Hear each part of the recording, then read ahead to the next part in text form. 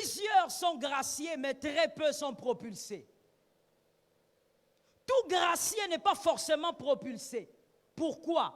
Parce que la grâce elle-même, la grâce en soi, ce n'est pas elle qui vous propulse, mais elle a pour mission de vous propulser. La grâce vous place dans des conditions pour être propulsé. Que quelqu'un...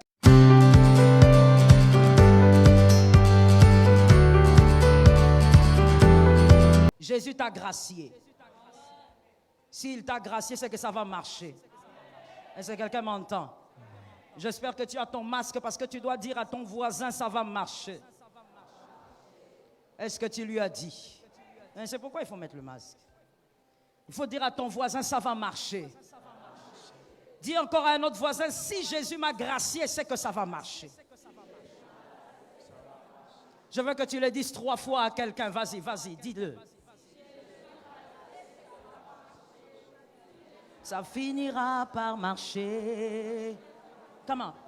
Il y a un temps pour tout.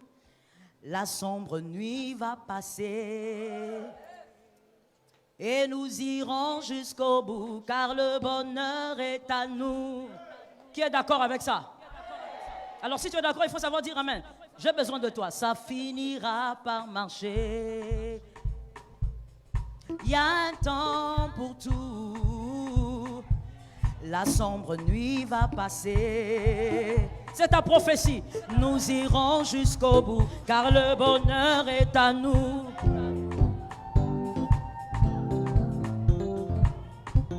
Alléluia. Ça finira par marcher. Il y a un temps pour tout. La sombre nuit va passer. Et nous irons jusqu'au bout, car le bonheur est à nous. Tu iras jusqu'au bout. Ça finira par aller. Essuie les larmes. Il y a un temps pour tout. La sombre nuit va passer. Et nous irons jusqu'au bout, car le bonheur est à nous. Comment? Est-ce que tu as entendu la prophétie? Ça finira par marcher. Un peu plus de vie. Il y a un temps pour tout. La sombre nuit va passer. Et nous irons jusqu'au bout, car le bonheur est à nous. Et nous irons jusqu'au bout, car le bonheur est à nous. Et nous irons jusqu'au bout, car le bonheur est à nous. Et nous irons jusqu'au bout, car le bonheur est à nous. Et tu iras jusqu'au bout, car le bonheur est à nous. Et tu iras jusqu'au bout, car le bonheur est à nous. Je dis, tu iras jusqu'au bout, car le bonheur est à nous. Tu finiras par arriver. Est-ce que quelqu'un m'entend? Est-ce que quelqu'un me capte? Tu finiras par toucher ce que tu n'as pas encore touché. Tu finiras par atteindre cet objectif. Et je dis aussi ce qui est plus grand, c'est que tu finiras par aller au ciel. Ça ne ratera pas. Dis à ton frère, ça ne ratera pas. Ça ne peut pas rater. Tu finiras par y arriver. Tu es tombé hier, tu es tombé aujourd'hui. Relève-toi, poussière tes vêtements, commence à courir. Ça finira par marcher. Est-ce que quelqu'un m'entend bien? Tu n'es pas de la race de ceux qui vont en enfer. Amen. Tu ne peux pas nager dans le péché. Amen. Tu n'es pas de la race de ceux qui vont mourir, souffrir avec le diable. Amen. Tu dois aller au ciel. Amen. Si ça ne marche pas aujourd'hui, ça marchera forcément. Amen. Que l'Éternel vous bénisse abondamment. Amen. Et que la grâce soit sur vous. Amen. Soyez abondamment bénis aussi. Le thème de ce matin, gracié pour mieux se lancer. Tu as été gracié pour que tu te lances différemment. Tu as été gracié par Dieu, évidemment. C'est la grâce divine dont nous parlons. Tu as été gracié pour que les choses changent. Tu as été gracié pour que la faveur de Dieu agisse différemment dans ta vie. Allons-y. La reconnaissance d'un bienfait est plus importante que l'acte lui-même. La reconnaissance d'un bienfait. Donc ici, je suis en train de te parler de la reconnaissance. La reconnaissance d'un bienfait est plus importante que l'acte lui-même. La capacité de reconnaître cette œuvre, c'est-à-dire la bonne œuvre qu'on vous a faite, la capacité de la reconnaître donne même le sens à cette œuvre. Une bonne œuvre qui n'est pas reconnue perd son sens. Mais votre capacité de reconnaître le bien qu'on vous a fait donne tout un sens à ce bien. Celui qui reconnaît l'importance d'une bienveillance est influencé positivement par elle. Votre capacité de reconnaître ce qu'on vous a fait vous influence positivement. Plusieurs sont graciés, plusieurs jubilent sur la grâce. Plusieurs disent le Seigneur m'a fait du bien. Mais très peu se rassasient du fruit de la grâce. La grâce aussi a ses fruits. Il faut être en mesure de se rassasier des fruits de la grâce. La grâce a pour objectif de vous propulser. Qui dit propulser? La grâce a pour but de vous propulser. Lorsque la grâce te touche, c'est pour t'amener au-delà de là où tu te trouves. C'est la mission et le but de la grâce. Plusieurs sont graciés, mais très peu sont propulsés. Tout gracié n'est pas forcément propulsé. Pourquoi? Parce que la grâce elle-même, la grâce en soi, ce n'est pas elle qui vous propulse, mais elle a pour mission de vous propulser. La grâce vous place dans des conditions pour être propulsé. Que quelqu'un me dise, me place dans des conditions. Pendant que tu parles avec foi, qu'une parole prophétique t'amène aussi quelque part. La grâce elle-même ne te propulse pas, elle te place seulement dans des conditions. Je m'explique. Joseph sort de la prison parce que Pharaon a un rêve. C'est la grâce qui sort Joseph de la prison. Mais ce n'est pas la grâce qui va amener Joseph à devenir ministre. La grâce vous sort de la prison, votre tête doit vous amener à devenir ministre. La grâce tombe sur ton âme. La grâce te sort de la prison, mais tes aptitudes, ta capacité de reconnaître que ça c'est une seconde chance, va t'amener maintenant au-delà de tes limites. Que ce matin, quelqu'un reconnaisse la grâce. Et que ce matin, une personne soit capable, par ses aptitudes, d'aller au-delà de ses limites. Voilà pourquoi tu vas comprendre ce matin que plusieurs personnes ont été graciées, mais n'ont jamais été propulsées. Plusieurs personnes ont eu des opportunités de grâce, mais n'ont jamais été propulsées. Parce que l'on pense que la grâce propulse. La grâce vous place dans des conditions. À vous de saisir la grâce pour être propulsé. À vous de reconnaître que ce qui vous arrive est une grâce. Qui a reconnu que ce matin, il a été gracié? Je ne suis pas en train de te parler dans les slogans, je parle d'une vérité.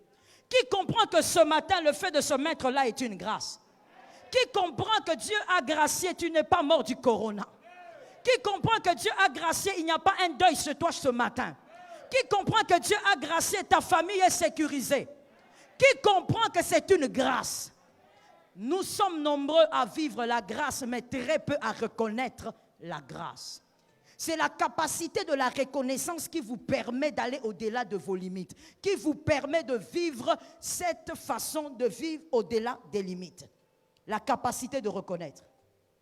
Que le Seigneur vous fasse grâce. Et qui dit reconnaître, réalise d'abord ses incapacités. On ne peut pas reconnaître une chose, surtout la grâce, si on ne réalise pas ses incapacités. Lorsque tu réalises qu'on t'a fait grâce, tu réalises donc automatiquement que tu es incapable et tu es faible. Et malgré tes incapacités, quelqu'un t'a donné une seconde chance. Malgré tes incapacités, quelqu'un t'a accordé une autre opportunité. Celui qui reconnaît la grâce, celui qui sait qu'il ne mérite pas ce qui lui arrive. Toute grâce qui vous fait sourire sans vous ouvrir les yeux a passé son temps inutilement dans votre vie. Toute grâce qui vous arrive sans vous ouvrir les yeux a passé un temps inutile, a gaspillé son temps gaspiller son passage dans votre vie. La grâce ne doit pas seulement vous faire sourire. La grâce doit vous permettre aussi d'ouvrir les yeux. Par la grâce, vous devez réaliser que vous n'êtes rien. Par la grâce, vous devez réaliser que meilleurs que vous sont tombés. Par la grâce, vous devez réaliser que là où vous êtes n'est pas le fruit de vos efforts, mais la grâce vous a localisé. Que l'Éternel fasse encore grâce à celui qui reconnaît la grâce. Lorsqu'on acclame vos efforts, vous vous réjouissez parce que finalement, vous bénéficiez du salaire d'un dur labeur. Mais lorsque vous êtes gracié, normalement, c'est le moment pour vous de saisir l'opportunité de devenir meilleur. Lorsque la grâce descend sur vous, c'est le bon moment pour vous de saisir l'opportunité pour devenir un homme meilleur. Et quand on dit devenir meilleur, ça veut dire faire mieux. On ne peut pas devenir meilleur sans mieux faire. Devenir meilleur, ça veut dire agir différemment. Avant le confinement et après le confinement, tu ne dois pas être le même homme. Tu ne dois pas être la même femme. Tu ne dois plus agir de la même manière. Tu dois agir différemment. Pourquoi? Parce qu'on t'a gracié. Lorsqu'on gracie une personne, on lui accorde une deuxième chance. On lui accorde une deuxième opportunité. Est-ce que quelqu'un me capte bien? Regardez, il y a ces trois attitudes face à la grâce. Ces trois esprits. Ces trois types d'esprits, si vous voulez. Il y a ces trois types d'esprits face à la grâce. Toi-même, tu vas te placer quelque part. Le premier type d'esprit, un esprit rebelle qui ignore la grâce. L'esprit rebelle est l'esprit qui ignore la grâce. C'est semblable à cet homme de Luc 23, 39. Luc 23, 39. Jésus meurt avec deux brigands. Il y a un brigand qui dit à Jésus, « Tu es le Christ, sauve-toi et sauve-nous. » C'est quel genre de sauveur que tu es? Alors que tu peux te sauver et nous sauver. Ce brigand-là, qui est mort sans avoir vu la gloire de Dieu comme son collègue, ces brigands avaient vécu la grâce. C'était quoi la grâce? Mourir avec Jésus. La même chose a été faite à son collègue est allé au ciel. La grâce qui était sur la croix ce jour-là était capable d'amener deux hommes au ciel. Qui a capté? Est-ce que ceux qui sont derrière me captent? Ce jour-là, Jésus était capable, la grâce qui était en Jésus était capable d'amener deux hommes au ciel. Mais un est parti, l'autre est resté. Pourquoi l'autre est resté? Parce qu'il s'est frotté à la grâce, il n'a pas reconnu la grâce. L'esprit rebelle. L'esprit rebelle est un esprit égoïste. Il pense que tout ce qui lui arrive, il le mérite. L'esprit rebelle pense même que les bonnes personnes qui l'entourent, il mérite ces bonnes personnes.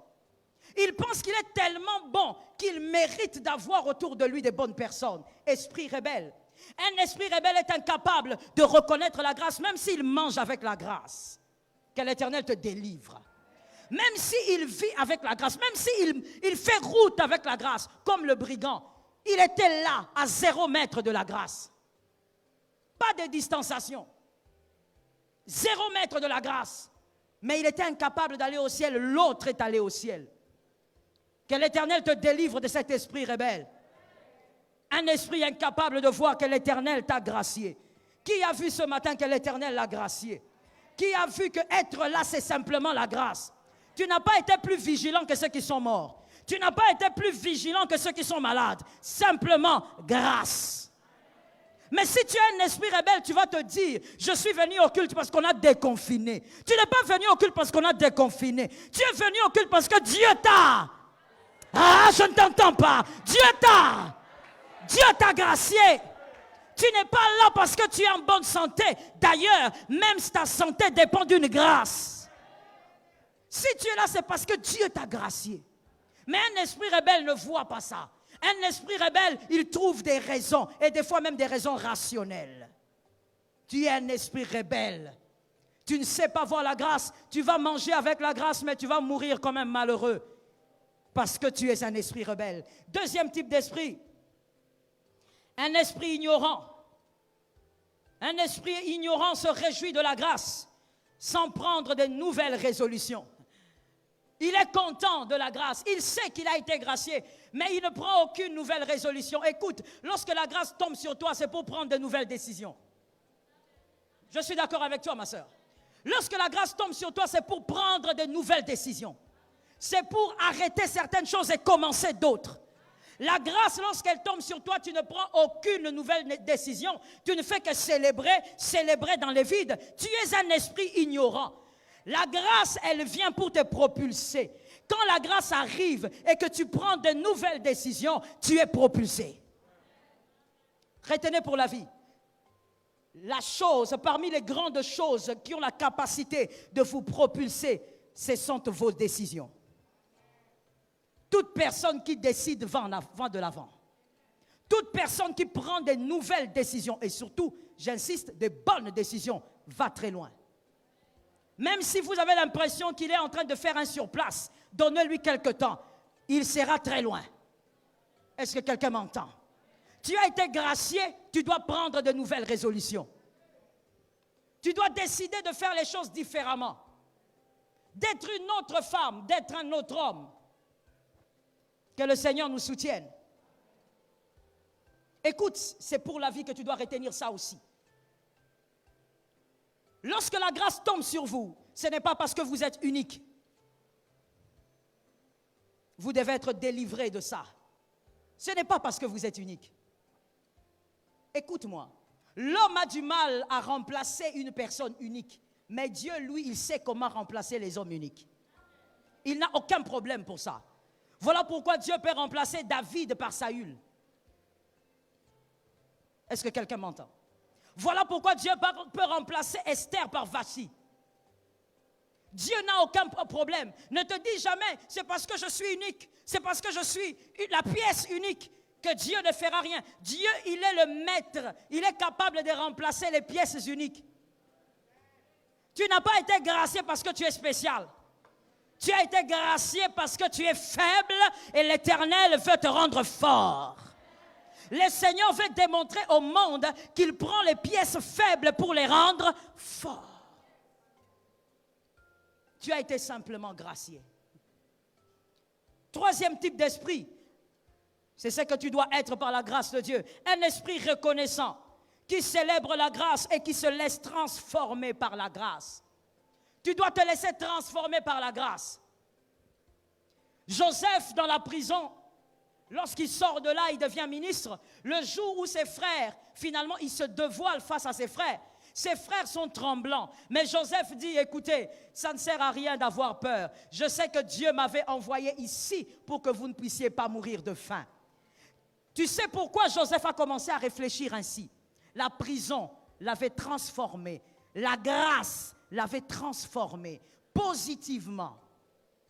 Lorsque la grâce t'atteint, quand tu es un esprit reconnaissant, tu dois être capable par la grâce d'être influencé par elle, de reconnaître que Dieu t'a fait du bien. Et parce qu'il t'a fait du bien et que tu ne le mérites pas, tu dois prendre des décisions qui vont te permettre d'aller plus loin. Est-ce que quelqu'un comprend? Tu dois prendre des résolutions qui doivent te permettre d'aller plus loin. Tu dois réaliser que quelqu'un a eu pitié de toi. Que quelqu'un dise, Jésus a eu pitié de moi. Tu sais pourquoi tu le dis avec mollesse? C'est tout simplement parce que Dieu ne t'a pas montré les types de combats que tu as dans la vie. Ou Dieu ne t'a pas montré ce qui s'est passé cette nuit. Si Dieu t'avait montré, tu allais même peut-être faire ton culte debout. Mais c'est parce que tu es incapable de comprendre jusqu'à quel point la grâce t'a couvert. Un esprit reconnaissant, il comprend que cette grâce doit me permettre d'aller plus haut. Que la grâce t'amène là où tes efforts ne t'amèneront jamais. Prends de nouvelles décisions. Prends de nouvelles résolutions. Quel type d'homme tu seras maintenant? On a déconfiné, c'est bien. Mais quel type de femme tu seras maintenant? Quel type de foyer tu auras? Oh, que quelqu'un dise, il faut tenir Jésus autrement. Est-ce que quelqu'un l'a dit? Dis à ton voisin, tiens Jésus autrement. Un esprit reconnaissant ne reste jamais au même point après avoir été gracié. Parce qu'il prend de nouvelles résolutions. Les nouvelles décisions prises par la puissance de la conscience changent la vie. Est-ce que quelqu'un m'entend? Ta vie ne changera pas parce que tu as un père riche. Ta vie ne changera pas seulement parce que tu as fait des études. Ta vie changera parce que tu prendras des décisions. C'est comme ça que sur la terre, nous avons vu les milliardaires venir des familles très modestes. Mais les héritiers, des fois, allaient en déclin. Pourquoi? Parce que la grandeur dans la vie ne dépend pas d'abord de ce que vous avez, mais dépend de ce que vous avez décidé. Ce que vous décidez fera de vous ce que vous serez demain. Au nom de Jésus de Nazareth, ce matin, prends des résolutions qui changeront ta vie. Prends des décisions qui changeront ta vie. Que quelqu'un dise plus jamais la même chose. Non, je ne t'entends pas. Dis plus jamais la même chose. Sois comme un vivant. Dis plus jamais la même chose. Les nouvelles décisions changent les hommes. Les nouvelles décisions vous placent là où vous n'imaginez jamais être placé. Est-ce que quelqu'un m'entend? Les nouvelles résolutions que vous prendrez pour vous réjouir de la grâce vous permettront d'aller au-delà des limites. Avoir la grâce, c'est bien, mais ça ne suffit pas. Il faut la reconnaître. Et la reconnaissance dit des nouvelles décisions. Que Jésus t'aide quelque part. Jésus, en fait, quand on observe la grâce, on peut la prendre ce matin comme un Christ qui te place sur une piste de course alors que tu ne sais pas courir. Tu ne sais pas courir et tu ne pourras pas être le premier. Mais Christ te prend, il te place sur la piste. Il te place sur la piste. Maintenant, qu'est-ce qui va te faire gagner? Je pose la question aux hommes intelligents. Ce qui va te faire gagner, c'est le fait d'être sur la piste ou c'est le fait d'être placé par Christ? Ou encore, il y a une troisième option peut-être aussi. Qu'est-ce qui va te faire gagner? Merci. Dis-le très fort. C'est ça qui va te faire gagner. Que quelqu'un dise, je gagnerai. Non, tu n'as pas compris ou tu ne vois pas de quoi je parle. Quand tu dis je gagnerai, tu es en train de voir ton avenir. Tu es en train de voir ta vie. Que quelqu'un dise je gagnerai. Tu es sur la piste de course, tu ne sais pas courir, mais la décision de courir te fera gagner. Parce que tu as décidé, tu gagneras. Celui qui décide, y arrive. Malgré ses faiblesses, il y arrive. Voilà pourquoi la Bible peut dire, oh, la victoire n'appartient pas aux agiles. C'est-à-dire, tu peux être agile, mais cela ne garantit pas la victoire. La victoire appartient à ceux qui ont décidé de gagner, décidé de vaincre, décidé de sortir du péché, décidé de vivre différemment, décidé de mettre la honte dans le camp du diable. La décision est plus puissante que l'argent. Il faut réfléchir pour comprendre ça. La décision est plus puissante que l'argent. Celui qui décide arrive au sommet. Même en rampant, il arrive au sommet. Voilà pourquoi ce matin, je sens quelque chose dans mon esprit, que ce soit prophétique pour celui qui est là. Je dis à quelqu'un, voilà pourquoi, pour arriver au sommet, n'attends pas de dépendre des hommes qui vont te pousser. Si personne ne te pousse, décide de ramper. S'il n'y a pas moyen de ramper, décide de rouler. Mais arrive au sommet même seul. Je prophétise au nom de Jésus, arrive au sommet même seul. De toutes les manières, le sommet n'a pas de place pour deux personnes. N'attends pas quelqu'un pour arriver au sommet, pour atteindre tes objectifs. Même seul arrive. La décision est plus forte que tout. Prends la décision d'atteindre tes objectifs. Ceux qui vont t'accompagner seront là. Ceux qui ne veulent pas, ils peuvent rester. Mais ta décision va t'amener. Laisse-moi le dire à une âme sensible, parce qu'il y a des âmes lourdes, vous savez. Il y a des âmes incapables de saisir les grâces. Je dis à une âme sensible, la décision est l'arme la plus puissante du monde. Quand une personne est décidée, regarde ce qui se passe. Regarde ces femmes, sans vouloir les juger, mais ces femmes capables de porter des bombes avec leur propre bébé. Pour qu'on ne sache pas qu'elle a une bombe sur elle. Elle prend même son bébé, une mère. Peut-être que quand tu es un homme, tu ne comprends pas, mais une femme comprend. Une mère Elle prend son bébé, elle le met au dos. Et elle sait qu'elle est en train d'aller se faire exploser avec son enfant. Et elle meurt avec son bébé. C'est quoi? La décision. La décision vous amène là où aucun homme ne peut vous amener. J'ai dit surtout à une femme, n'attends pas que ton mari t'amène quelque part, sois toi-même décidé d'arriver là où tu dois arriver. Est-ce que quelqu'un m'entend bien? Je parle aux filles célibataires, sors de cette ténèbre. Là où tu passes ton temps à dire, j'attends le mariage. Le mariage n'est pas un terminus, le mariage n'est qu'un élément de la vie. Alors commence à travailler pour atteindre tes objectifs. Atteins tes objectifs. Tu as été gracié, c'est une seconde chance. Fais les choses autrement. Est-ce que quelqu'un m'a bien capté?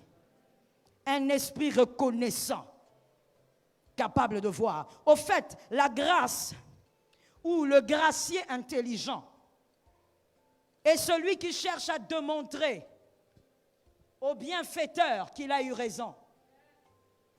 Démontre au Christ qu'il a eu raison de t'épargner cette année. Ah, je parle à quelqu'un. Démontre au Christ qu'il a eu raison de t'épargner même de la fièvre cette année. Démontre à Jésus qu'il a eu raison de protéger ta famille.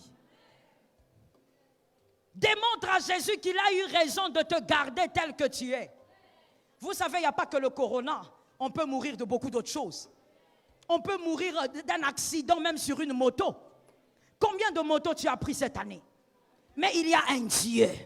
Mais il y a un roi. Il y a un Père qui a décidé de t'épargner. Démontre à Dieu qu'il a eu raison. Prends des décisions solides. Marc 10, 46 à 53. Marc 10, 46 à 53. C'est une bonne lecture. J'attends que vous puissiez le prendre. Marc 10. Marc 10, 48. C'est ça? 46, merci. 46 à 53. Je lis au nom de Jésus. Ils arrivèrent à Jéricho, et lorsque Jésus sortit avec ses disciples et une grande foule, les fils de Timée, Bartimée, mendiant aveugle, étaient assis au bord du chemin. Il entendit que c'était Jésus de Nazareth, et il se mit à crier, « Fils de David, Jésus, aie pitié de moi. » Plusieurs le reprenaient pour le faire taire, mais il criait beaucoup plus fort. « Fils de David, aie pitié de moi. » Jésus s'arrêta et dit, « Appelez-le. » Ils appelèrent l'aveugle en lui disant, « Prends courage, lève-toi, il t'appelle. » Je dis à quelqu'un, fais attention avec la foule. Quand la foule n'est pas avec toi, avance quand même. Quand la foule n'est pas d'accord, avance quand même. Si c'est Jésus que tu cherches, avance quand même. Ils finiront par te donner raison. 50, verset 50. L'aveugle jeta son manteau et se levant d'un bond vint vers Jésus. C'est jusqu'au verset 53. Jésus, prenant la parole, lui dit, « Que veux-tu que je te fasse ?» Rabouni, lui répondit l'aveugle, « Que je recouvre. » C'est tout ce qu'il demande. Aussitôt, il recouvra la vue et suivit Jésus dans le chemin. Que l'Éternel bénisse sa parole. Qui a dit Amen. Regardez le verset 50, la Bible dit, lorsque Jésus l'appelle, Bartimée, il se lève d'un bond. C'est-à-dire, Bartimée se lève sans hésitation. Se lever d'un bond, c'est se lever du coup, sans hésitation. Jésus t'a gracié. Écoute, n'hésite plus maintenant. Ne fais plus les choses avec hésitation. Je veux parler à quelqu'un qui m'entend. Ne sers pas Dieu avec hésitation. N'aime pas les choses de Dieu avec hésitation. D'un bond, il s'est levé. Pourquoi? Parce que c'était Jésus qui a appelé. Lorsqu'on décide de suivre Jésus, on ne fait pas les choses avec doute et hésitation. Il ne faut pas qu'il y ait quelqu'un pour te pousser pour ça. Et toujours au verset 50, on dit, il jette son manteau. Bartimée jette son manteau qu'il utilisait pour protéger son corps contre le froid. Mais Bartimée, comment jettes-tu le manteau alors que tu n'as pas encore vu? Bartimée, comment es-tu sûr que là où tu vas, ça va marcher? Bartimée, mais comment tu abandonnes les choses qui t'ont aidé dans ta cécité alors que tu n'as pas encore vu? Quand Jésus t'appelle, c'est déjà une grâce consommée. Ah, ça tombe sur celui qui a entendu là. Il y a des gens qui n'entendent pas. Je disais, quand Jésus t'appelle, c'est déjà une grâce consommée. Bartimée savait que tel il était appelé, la grâce avait déjà été consommée. La chose avait déjà été faite. J'ai dit à une âme ce matin, quand Jésus parle ce matin, est-ce que tu l'entends? Je parle encore. Est-ce que quand Jésus parle ce matin, est-ce que tu l'entends? Si tu l'entends, c'est que tu n'es pas mort. Ce sont les morts qui ne peuvent entendre ce que Jésus dit ce matin. Si tu l'entends, c'est que tu es vivant. Et si tu es vivant, la grâce a déjà été consommée. La grâce est consommée. Pourquoi? Parce qu'il t'a fait grâce d'être vivant et d'entendre. Le mort, même s'il veut se convertir, il ne peut plus. Parce qu'il est dans l'incapacité d'entendre. Mais toi qui entends ce matin, la grâce est déjà consommée. Ce que tu vas faire, c'est jeter le manteau. Pourquoi? Parce que tu reconnais qu'on t'a gracié. Tu dois jeter le manteau ce matin. Dis à ton voisin, ce matin, nous allons jeter le manteau. J'ai l'impression que tu as parlé à quelqu'un qui n'a pas de foi. Dis à un autre, ce matin, nous allons jeter le manteau. Le premier manteau que tu dois absolument jeter, comme Bartimée, il n'est plus jamais rentré là-bas. Rentrer là-bas lui rappelle sa cécité. Il y a des choses que tu dois abandonner pour que ça ne te rappelle plus jamais ton passé. Est-ce que quelqu'un m'entend? Plus jamais, tu dois abandonner. Premièrement, la négligence envers les choses saintes. Tu as été gracié pour mieux faire. Tu dois abandonner ce manteau. La négligence envers les choses saintes.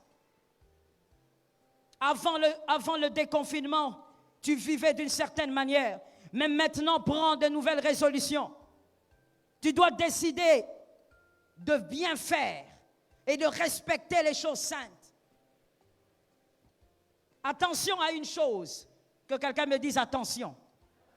Que quelqu'un me dise attention. Attention à ceci. Attention avec ce zèle que vous avez, beaucoup de zèle que vous avez pour chercher le confort, pour chercher l'argent, mais très peu de zèle pour celui qui vous donne la vie. Vous avez beaucoup de zèle pour le matériel, mais très peu pour celui qui vous donne la vie. Quelqu'un d'équilibré et d'intelligent sait qu'il ne peut pas avoir plus de zèle pour le matériel que pour le donneur de vie. Si vous cherchez le matériel, c'est parce qu'il y a eu un donneur de vie. Si celui-là vous arrache la vie, les morts ne cherchent pas le matériel. Le lit le plus confortable d'un mort, c'est sa tombe. Le mort ne cherche pas des vêtements. Même quand vous l'habillez, les asticots vont passer. Même si vous dépensez 2000 $ pour ça. Les morts n'ont pas besoin même de la chair, parce que les asticots vont se nourrir. Est-ce que vous comprenez? Est-ce que vous réalisez? Que certaines personnes que vous avez appelées honorables, respectables, comme vous voulez, même vice-dieu, ces gens-là qui sont morts, aujourd'hui ne valent plus rien. Lorsque tu vas au cimetière, des fois tu montes même sur certaines tombes, en oubliant que la personne, ou plutôt le corps sur lequel tu montes, lui aussi était fier quand il était vivant. Et peut-être qu'il était plus riche que toi. Mais aujourd'hui, quand tu vas ici au cimetière, tu vas monter sur sa tombe pour passer. Un jour, quelqu'un d'autre montera sur la tienne. Un jour, quelqu'un d'autre marchera sur la tienne en oubliant que tu étais le grand je ne sais qui. Ne cherchez jamais les choses de la terre plus que le donneur de la vie. J'ai besoin de 3 amens.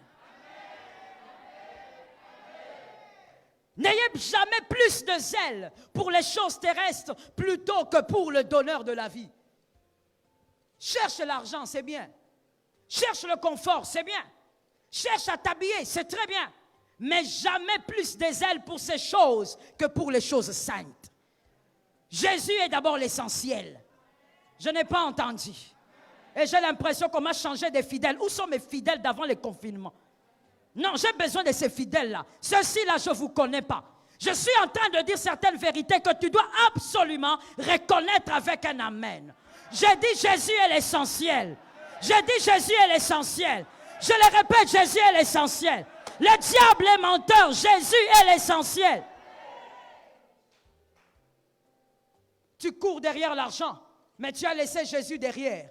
Pendant que tu cours, il peut très bien te retirer cette vie. Et on ne va plus t'appeler Monsieur Jacques, on va t'appeler le corps, le défunt. Tu oublies ça? Tu crois que les personnes qui sont mortes ont su qu'elles allaient mourir? Rachète le temps. Rachète le temps. Lorsque tu cours derrière une chose, vérifie. Est-ce que Jésus est resté derrière? Si Jésus est resté derrière, arrête-toi. Ne cours jamais derrière une chose plus que Jésus lui-même. Écoute ce que Matthieu 19, 24 dit. Matthieu 19, 24. Je vous le dis encore, c'est-à-dire qu'il en avait déjà parlé, c'est Jésus. Je vous le dis encore, il est plus facile à un chameau de passer par le trou d'une aiguille qu'à un riche d'entrer dans le royaume de Dieu. Je répète, merci. Je vous le dis encore, il est plus difficile, il est plus facile à un chameau de passer dans le trou d'une aiguille qu'à un riche d'entrer dans le royaume des cieux. Est-ce que Jésus veut dire que les riches n'entreront pas dans le royaume? Est-ce que Jésus veut dire que la prospérité est mauvaise? La prospérité est bonne, mais pas sans Jésus. La prospérité, elle est bonne lorsqu'elle est derrière Jésus. Lorsqu'elle ne prend pas la place des choses saintes. Tu ne peux pas dire le jour de culte que tu fuis le culte parce que toi tu as un contrat de 1 million. Va prendre le contrat de 1 million. Après quelques jours, seul Dieu sait si tu vas manger les 1 million. Combien de gens ont travaillé sur la terre? Ils ont bossé comme des malades. À leur mort, quelqu'un d'autre est venu prendre ses vestes. Quelqu'un d'autre est venu prendre ses voitures. Même les enfants qui ont souffert avec lui n'ont rien eu. Alors que cet homme a travaillé toute sa vie. Qu'est-ce que Christ veut nous dire? La prospérité est bonne. C'est lui qui rend prospère. Mais si Christ n'est pas ton essentiel, alors tu es dans le monde. Ne cours pas derrière ces choses en défavorisant les choses saintes. D'abord les choses saintes. Est-ce que quelqu'un m'entend? Personne n'aura des récompenses dans les cieux à cause de son compte bancaire.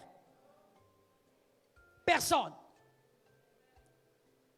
Tes enfants ne seront pas récompensés au ciel parce que tu les as nourris sur terre avec le nido tous les jours.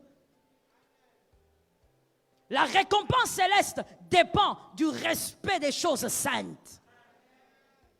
Quand c'est l'heure d'évangéliser, qu'on ne te retrouve pas dans les choses inutiles, évangélise pour gagner les âmes. Est-ce que quelqu'un m'entend bien? J'ai besoin des amens. Je disais, j'ai besoin des amens. Que les choses saintes restent sacrées pour toi. Celui qui a un esprit capable de reconnaître la grâce, respecte les choses saintes. Jette le manteau de la négligence. Jette ça. Dis à ton voisin, tu peux faire mieux que ça. Est-ce que quelqu'un m'entend? Tu peux respecter les choses saintes mieux que ça. Deuxièmement, le manteau à jeter. Le conformisme au siècle présent. Le conformisme au siècle présent. Oh, ce que le Saint-Esprit nous délivre du mal. Aujourd'hui, les enfants des dieux se conforment tellement au siècle présent. Les païens entendent dans la bergerie de Jésus les agneaux qui crient comme des loups. Au lieu d'entendre le bêlement des agneaux, on entend les agneaux mais qui ont la voix des loups. Des gens qui viennent à l'église, qui s'appellent enfants des dieux, mais qui vivent totalement comme les mondains, comme le païen. Tu es né de nouveau, tu dois vivre comme un fils de Dieu. Dis à ton frère, c'est à toi qu'on s'adresse.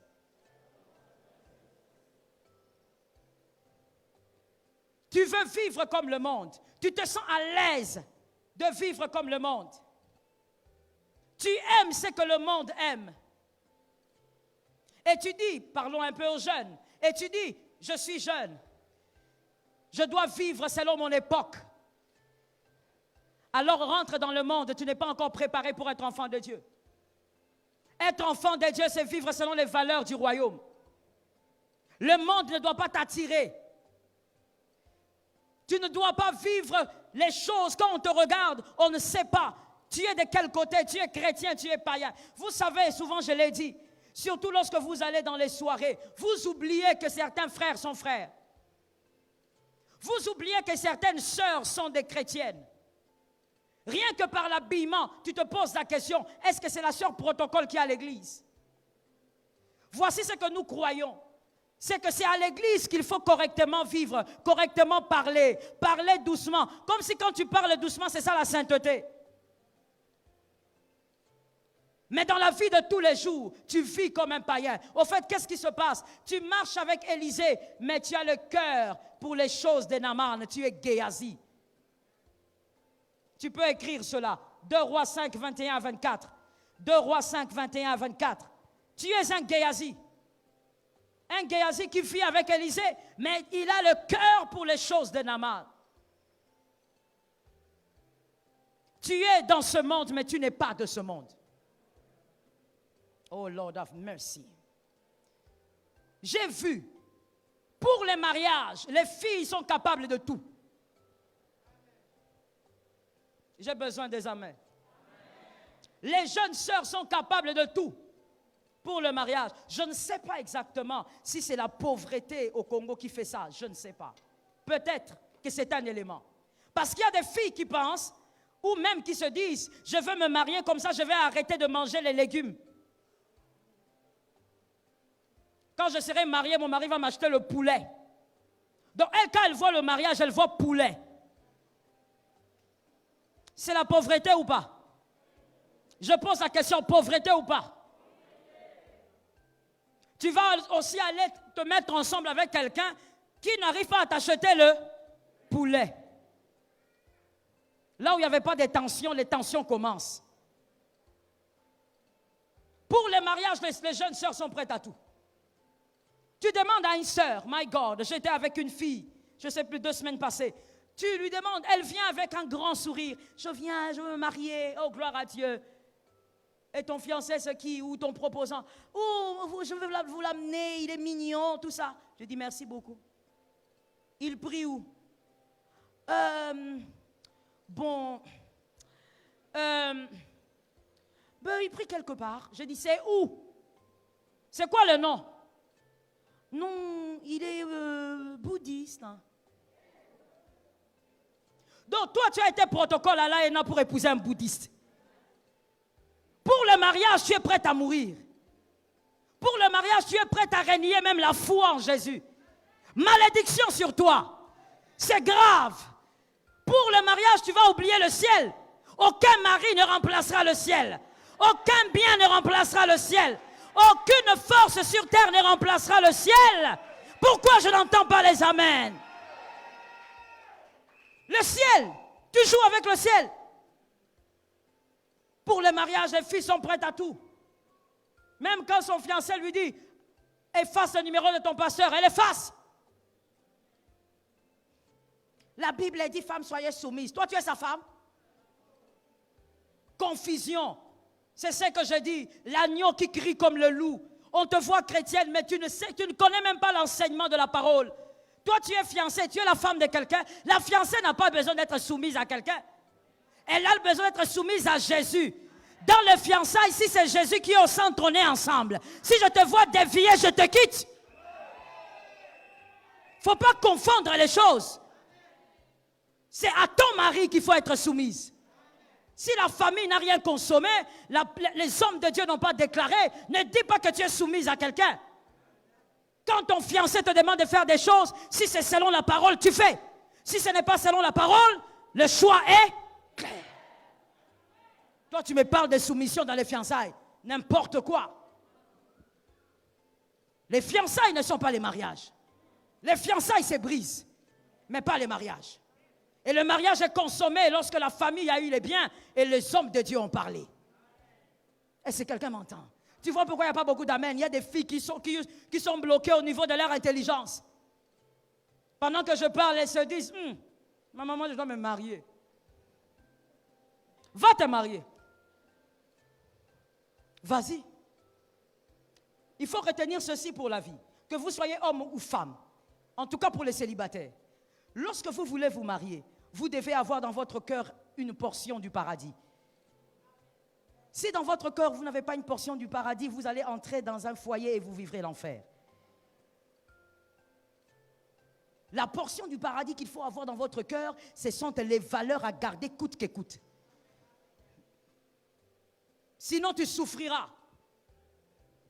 On pensera que tu es marié, mais tu es déjà divorcé depuis très longtemps. Que le Seigneur nous sauve. Je dis, ne te conforme pas au siècle présent. Sois enfant de Dieu. Pense comme un enfant de Dieu. Vis comme un enfant de Dieu. Ne sois pas envieux. Le temps de Dieu existe. Ah, je l'ai dit tout à l'heure, il y a un temps pour chaque chose. Le temps de Dieu existe. Si le temps de Dieu arrive, le Seigneur ouvrira le ciel. Ne force rien. Si tu forces, tu risques de porter un vêtement qui ne correspond pas à ta taille.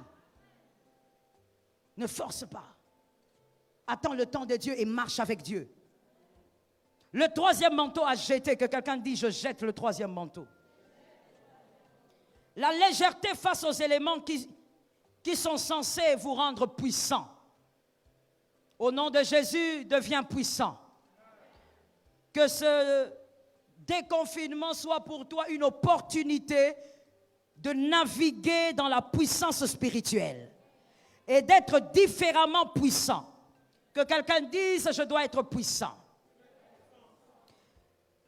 La légèreté face à ces éléments. Quels sont les éléments? Le jeûne et la prière sont les deux choses qui rendent les enfants de Dieu puissants, spirituellement costauds, apparemment faibles, mais spirituellement très costauds.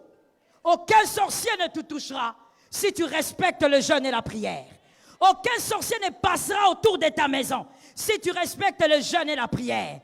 Aucun sorcier ne prendra ton enfant si tu respectes le jeûne et la prière. Aucun rituel familial ne touchera ta vie si tu respectes le jeûne et la prière.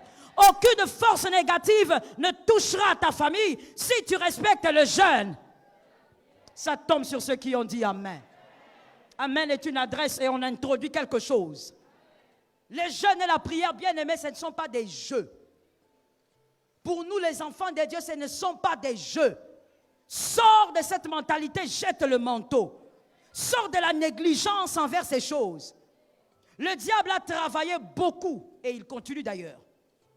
De toutes les manières, c'est tout ce qu'il a à faire. Le diable a beaucoup travaillé pour faire croire aux enfants de Dieu que les jeûnes, c'est rien. La prière ne donne rien. Plus tu t'affaiblis, plus le diable a de la place dans ta vie. Pendant ces confinements, c'est une question à réponse dans le cœur. C'est mieux de ne pas lever la main, sinon tu vas pécher dans l'église. Pendant ces confinements, qui ont jeûné pendant 2 semaines, qui ont fait 7 jours à sec, qui sont entrés en retraite pendant 4 jours, s'isoler, qui ont respecté des moments de jeûne, qui ont décidé de prendre des légumes pendant 2 semaines ou 2 mois, qui ont jeûné, qui ont prié, qui à minuit sont allés à genoux et ont parlé pendant des heures, qui se sont réveillés avant que le soleil ne se pique à l'horizon pour parler au vent, qui ont respecté, qui ont pris au sérieux le jeûne et la prière. Mais en même temps, les enfants de Dieu veulent être forts, veulent être riches. Bien-aimé, écoute-moi très bien. Il y a des richesses, si le Seigneur te donne, on te bouffe. Parce que tu dois être à mesure de protéger ce que Dieu te donnera. Tu dois être à mesure de protéger les enfants que Dieu te donnera. Voilà pourquoi je veux lancer une phrase bizarre, mais elle est vraie. Tout le monde ne peut pas enfanter tout le monde. Il y a des entrailles qui sont préparées pour enfanter des héros.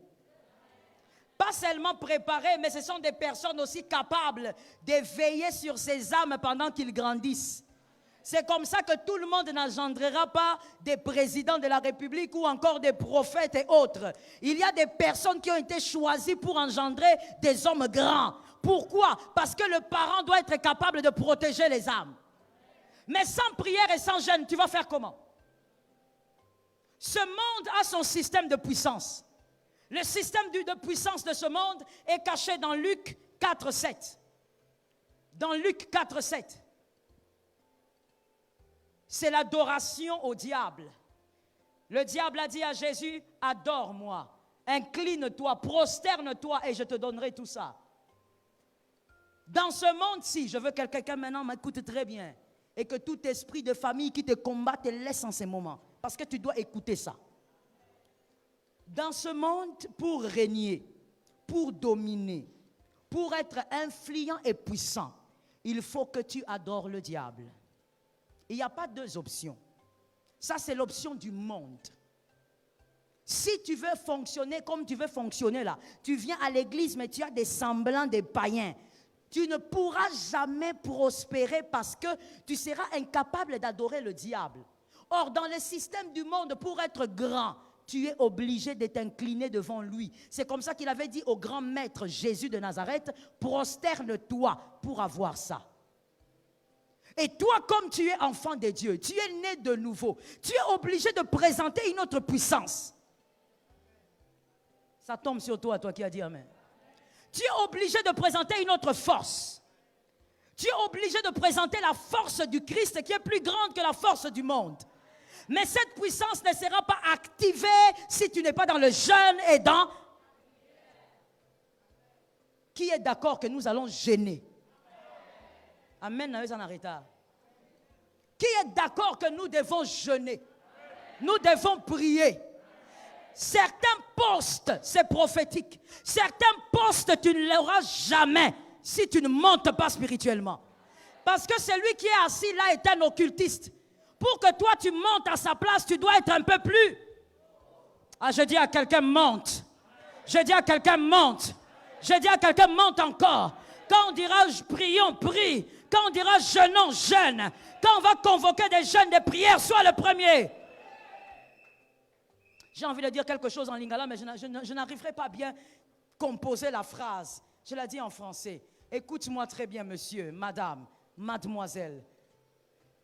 Certaines choses n'arriveront que lorsque tu seras assez équipé. Certaines choses aussi arriveront seulement si tu montes en puissance. Si tu ne montes pas, Dieu ne va pas te le donner parce que Dieu va voir ta mort. Tu vas mourir. Est-ce que quelqu'un m'entend? Si quelqu'un à côté de toi a un peu sommeil, dis-lui que les esprits de famille ne s'attaquent pas à toi. Nous avons dernièrement prié pour un homme qui était influent dans son domaine. Je préfère le dire, garder quand même l'anonymat du monsieur. On a prié pour lui avec l'homme de Dieu. Il avait déjà commencé à prier avec lui, faire sa cure d'âme. Et puis le jour où il devait amener maintenant des histoires, l'homme de Dieu a préféré que je sois là. Et on était au bureau, il a amené les livres, il a amené beaucoup de trucs. Et il a dit, voici ce que j'utilise. Il est très influent. Il est parmi les hommes influents dans ce pays. Et voici les choses que j'utilise. Et ça, il a commencé à m'expliquer, un à un. Il m'a présenté un bouquin. Parce qu'il y a des gens ici qui pensent, quand on te dit prie jeune, ce sont des racontards. Il y a même des gens qui pensent que cette histoire de sorcellerie et des hommes occultes, ce sont les esprits pauvres qui s'en occupent. Les personnes qui te disent ce genre de choses, ce sont ces personnes même qui sont dans l'occultisme pour te dominer. Est-ce que quelqu'un a entendu? Est-ce que quelqu'un a entendu?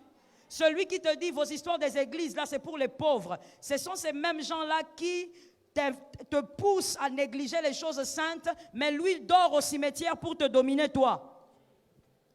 Il m'a amené plusieurs livres, il me montre, il me dit ça, j'utilisais ça à telle heure avant d'aller au travail.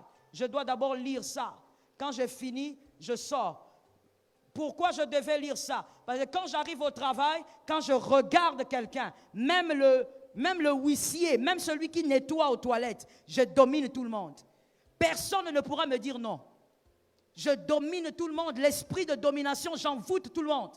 Et quand je dois aller voir un supérieur, voici le livre que j'utilise. Il présente un livre. Très bizarre. Il dit ça, je l'utilise aussi. Et ça, maintenant, c'est pour quand je dois voir le chef. Même s'il y a un problème. D'ailleurs, pendant un moment, il y avait eu un petit problème financier. Je savais que j'étais en tort. J'ai utilisé ce livre-ci. Et je suis allé devant lui. Quand je l'ai regardé, il était incapable de me parler les choses pour lesquelles il m'avait appelé. Il était là comme ça, comme un enfant. Je l'ai dominé. Et finalement, il me dit, quand je vais, ça aussi, je préfère voiler ça, pour ne pas croire que nous jugeons certaines personnes.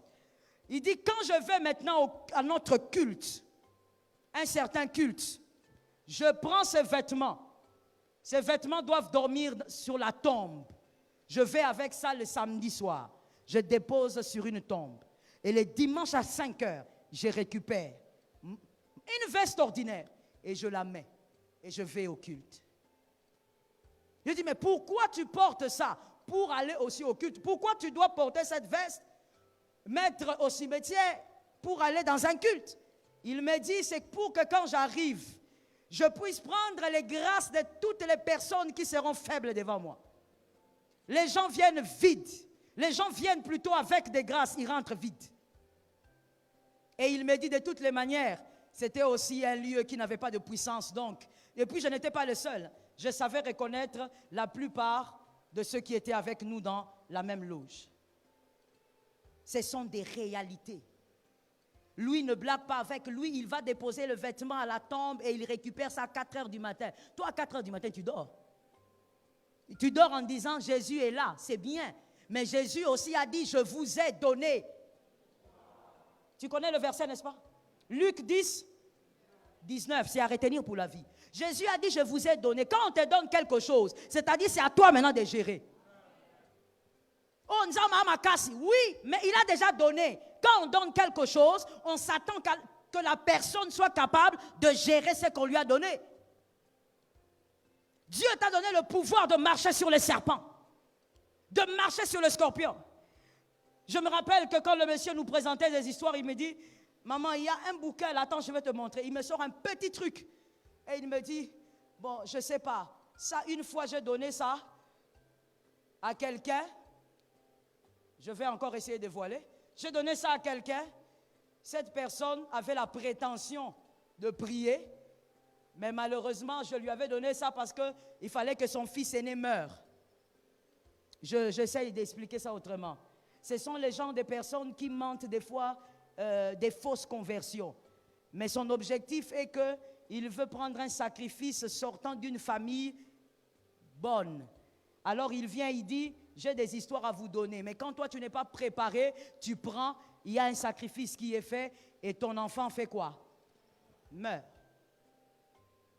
Il me dit, maman, moi j'ai déjà fait ça. Je ne veux pas mentir, j'ai déjà fait la confession chez papa, j'ai déjà eu à faire ça. J'ai pris des sacrifices dans la maison, même de certains serviteurs de Dieu.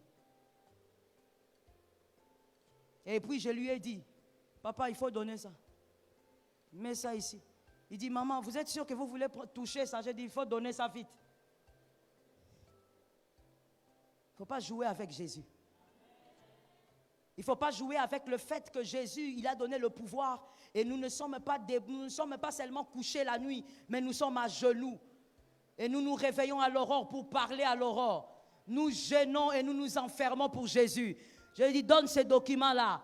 Non seulement il n'y a rien qui va arriver, mais c'est ta vie qui va changer. J'ai pris, j'ai déposé ça là. J'ai dit, on va brûler ça après la prière qu'on te fera. Frère, tu dois avoir le pouvoir. Je n'ai pas entendu. J'ai dit, tu dois avoir le pouvoir. Tu dois être puissant. Ne joue pas avec la prière. Ne joue pas avec le jeûne. Ne fais pas de prière de 1 minute et tu dis, j'ai prié. Tu fais la prière de 3 minutes, tu commences à avoir sommeil. Le diable t'a atteint. Tu dois être un bulle désert en prière. Tu dois carburer en prière. Carburer en jeûne. C'est la manière d'entretenir le feu. Que le sorcier soit incapable de te toucher. Que le sorcier soit loin de ta famille. Vous savez ce dont j'ai besoin en cette année finissante. Que les occultes de ta famille témoignent que tu as un Dieu. C'est tombé sur qui? Que les occultes de ta famille témoignent que dans ta maison, il y a un feu qui ne s'éteint pas. Ah, que ça tombe sur ta vie. Que les occultistes témoignent qu'il y a quelque chose de glorieux qui marche avec toi. Alors jeûne et prie. Ne suis pas ces occultistes-là. Ils sont remplis dans les bus. Ils sont remplis dans les taxis. En train de vous raconter vos histoires des églises. Mais lui, là où il va, il ne te dira pas. Il veut te décourager pour te supplanter. Refuse cela au nom de Jésus. Est-ce que quelqu'un m'a capté? Écoutez, je vais finir en vous expliquant ces deux petites choses. C'était un culte d'enseignement. Il faut capter ce que je vous présente par la grâce de Dieu. Je t'explique ces deux petites choses que tu vas écrire plus tard, mais tu dois d'abord me comprendre. Jésus a dit, vous marcherez sur d'abord les serpents. Voici en général, je dis bien, il y a des exceptions, mais voici en général comment le venin du serpent fonctionne. Lorsque le serpent vous mord, au fait, le venin du serpent va créer une crise cardiaque au niveau du cœur de sa proie. Le venin du serpent vise d'abord le cœur, en général, ok? Et quand Jésus donne des images, il ne donne jamais au hasard, c'est toujours avec un objectif et un but, un enseignement. Donc quand on parle du venin du serpent, on parle du serpent que vous devez écraser. C'est-à-dire qu'il faut éviter que le venin du serpent atteigne... Merci. Et qu'est-ce qui se passe maintenant quand vous êtes déjà mordu par le serpent ancien, c'est-à-dire le diable? Il a déjà atteint votre cœur. Vous serez incapable d'aimer Dieu. Votre amour pour Dieu sera un amour aux effets effervescents. C'est-à-dire, lorsque Dieu te fait du bien, tu es dans les ailes. Lorsqu'il y a un miracle que tu as vécu, tu es dans le zèle. Mais dans ta vie de tous les jours, tu n'es pas vraiment un amoureux de Jésus. Ce qui passionne Jésus ne te passionne pas. Quand les gens sont très zélés pour les choses de Dieu, toi tu ne comprends pas, c'est pourquoi. Ton cœur a déjà été mordu, atteint par le venin du serpent. Marche sur le serpent pour que ton cœur soit épargné. Ça tombe sur toi, j'aime ta foi. Marche sur la tête du serpent. Quand tu es un homme de prière, bien-aimé, tu parleras un peu, le diable recule. Tu parleras un tout petit peu, le diable s'en ira. Tu te réveilleras le matin, tu dis, je sens des migraines au nom de Jésus, que ces migraines quittent ma tête. Et l'Éternel désormais va accorder la santé. Le diable ne te touchera pas parce que tu es puissant. Je dis à une femme, sois puissante. Je dis à un homme, sois puissant. Je dis à l'église, soyez puissants. Quand on a une église puissante, les sorciers témoignent eux-mêmes, sans imposition des mains, sans prière. Ils témoignent votre puissance et votre force. Ils témoignent la gloire qu'ils voient quand ils sont ici. Est-ce que quelqu'un m'entend? Que cette année dans ta famille, les sorciers se convertissent. Tu n'as pas dit amen, tu veux qu'ils meurent. Ce n'est pas dans ton intérêt s'ils meurent. Que cette année, ils se convertissent au nom de Jésus. Et on a parlé de marcher aussi sur le scorpion. Le scorpion, généralement, sa morsure ne tue pas. Mais le scorpion, sur les humains, quand il pique, il y a des enflements, il y a des engourdissements, c'est-à-dire une paralysie partielle pendant un temps, et puis ça peut se régler après, mais généralement ce sont des enflements. Quand Jésus dit marcher sur les scorpions, c'est-à-dire que le pouvoir des ténèbres peut te piquer au point où ta vie ne ressemble pas à ce que Dieu a prévu. Ta vie est gonflée, ta vie est partiellement paralysée. Il y a des gens qui vivent ça. Dans tous les domaines de ta vie, ça marche, mais il y a un point qui ne marche jamais. Qui est en train de m'écouter? Dans tous les domaines, tu es très intelligent, ton intelligence fonctionne, mais il y a un domaine précis là, même quand tu mets ton intelligence, zéro. Aujourd'hui, tu dois être délivré de cela. Les morsures du scorpion, tu dois être délivré. Toute ta vie doit être glorieuse. Toute ta vie doit être épanouie. Toute ta vie doit être impactée par la gloire de Dieu. Tu ne dois pas subir une paralysie partielle dans ta vie. On a un domaine où on a vraiment ici raté. Non, toi, tous les domaines doivent fonctionner. Jésus-Christ est ta gloire. Est-ce que quelqu'un m'entend? Que quelqu'un dise un amen qui va introduire une grâce. Toute ta vie doit être bénie. Tous les domaines de ta vie doivent être bénis. Toutes les parties de ta vie doivent être bénies. Toutes les portions de ta vie doivent être.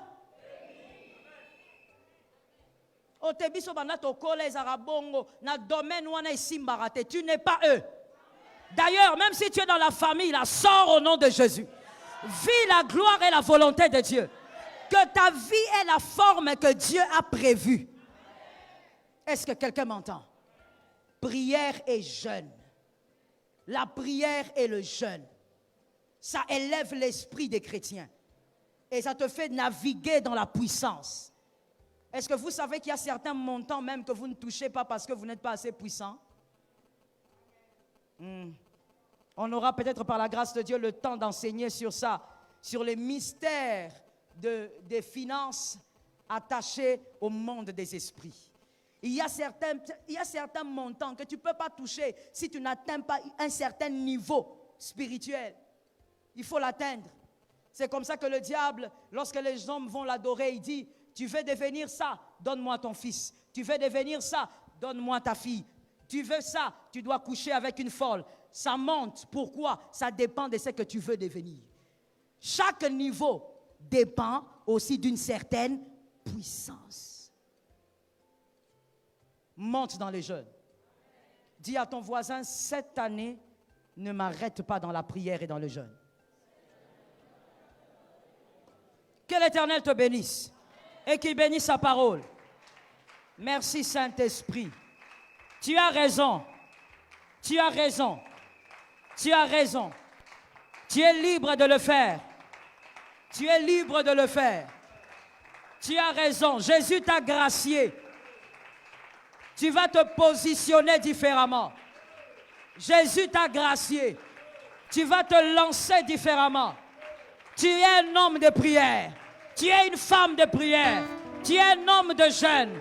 Tu es un homme qui aime la sainteté, qui aime les choses sacrées, qui respecte les choses sacrées, qui respecte les choses divines. Tu es un homme qui aime le Seigneur. Merci Seigneur. Tu es bien debout. Tu es très bien debout. Nous allons prier. Comme je disais, je ne sais pas si pendant le confinement tu as eu à prier. Nous allons prier. Tu as été gracié pour agir autrement. Nous allons déclarer au nom de Jésus que ce que l'Éternel a prévu pour nous en cette année, nous allons les saisir quoi qu'il arrive. Nous allons les toucher quoi qu'il arrive. Commence à les déclarer au nom de Jésus. Vas-y.